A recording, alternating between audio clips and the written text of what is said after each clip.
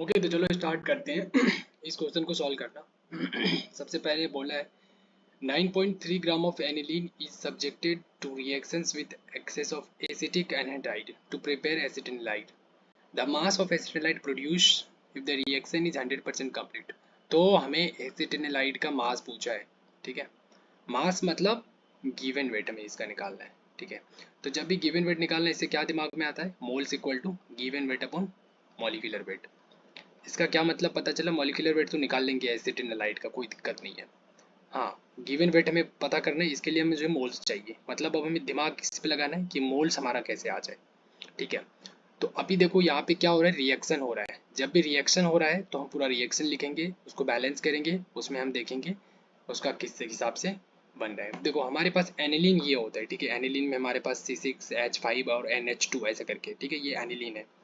उसको मैंने acetic anhydride के साथ रिएक्ट करा। ये acetic anhydride CH3 bond C double bond O bond C double bond O bond CH3 ये है। अब ये यहाँ से एक हाइड्रोजन हटेगा और यहाँ से ये आकर के बेसिकली इस पे ज्वाइन होगा और ये एक हाइड्रोजन यहाँ आकर के ज्वाइन हो जाएगा, ठीक है, इसके साथ।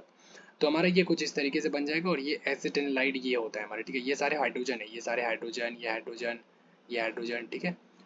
और बाकी यहाँ पे ये हमारा बन गया, ठीक है। तो अब देखो कि क्या हो रहा है, ये भी मेरा एक मोल बन रहा है और ये भी मेरा एक मोल बन रहा है, ठीक है। एक मोल का मतलब समझ लो कि यहाँ पे कोई एक्स्ट्रा चीज ऐड नहीं हुआ, बस यहाँ से ये हटा और ये आकर के ज्वाइन हो गया। तो इसको हम एक मोल कंसिडर करेंगे, ठीक है। तो अभी देखो ये एसिटिनलाइड, इसका मतलब ये हुआ इसी का हमें गिवन वेट निकालना है।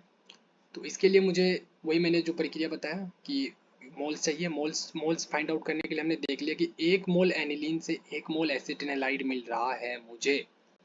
तो क्या हो गया, मतलब एसिटिनलाइड का अगर हमें मोल्स निकालना है तो मैं अगर इसका मोल भी निकाल लूंगा ना तो काम चल जाएगा, क्योंकि दोनों का मोल जो भी होगा सेम होगा। तो हमें इसका मोल्स मैं नहीं निकाल पा रहा हूँ, क्यों, क्योंकि इसका मुझे गिवन वेट नहीं पता है। तो इसलिए डायरेक्ट इसका मोल्स मैं नहीं निकाल सकता हूँ। लेकिन मुझे इसका गिवन वेट पता है, तो इसलिए मैं इसका निकाल लूंगा और इसमें काम कर लूंगा ले जा करके, ठीक है। यस, तो इसका गिवन वेट यहाँ पे हमने लिख लिया और मॉलिक्यूलर वेट लिख लिया एनिलीन का। और इसके हिसाब से भी फॉर्मूले में यहाँ पे मैंने गिवन वेट ऑफ एसिटिनलाइड और मॉलिक्यूलर वेट ऑफ एसिटिनलाइड। तो देखो गिवन वेट हमारा 9.3 ग्राम हमारे पास दे रखा है एनिलीन का, देखो कहाँ पे है, 9.3 ग्राम ऑफ एनिलीन, ठीक है। तो हमने यहाँ पे रख दिया। अभी इसका मॉलिक्यूलर वेट क्या होगा एनिलीन का, तो देखो एनिलीन C6H5NH2 होता है, तो इसका सब में कर लो कि 5 हाइड्रोजन यहाँ पे मैंने लिखा। अब 6 कार्बन है, एक कार्बन का वेट होता है 12, 12 इंटू 6 कर दिया। एन है नाइट्रोजन का 14 होता है और यहाँ पे 2 हाइड्रोजन है, सबको ऐड करो। यहाँ पे 93 ग्राम आ गया, हम यहाँ पे रख देंगे, ठीक है। तो हमारा 9.3 डिवाइडेड बाई 93 इक्वल टू, ये हमें गिवन वेट निकालना है। यस, ये हमें गिवन वेट हमें एसिटिनलाइड का निकालना है, डिवाइडेड बाई ये क्या हो जाएगा हमारा इसका। देखो अब एसिटिनलाइड जो है वो क्या है, देखो एसिटिनलाइड हमारा इसका क्या हो जाएगा, कितने कार्बन है हमारे पास, 6 कार्बन तो इधर हो गया और एक कार्बन यहाँ, 7 कार्बन, ठीक है।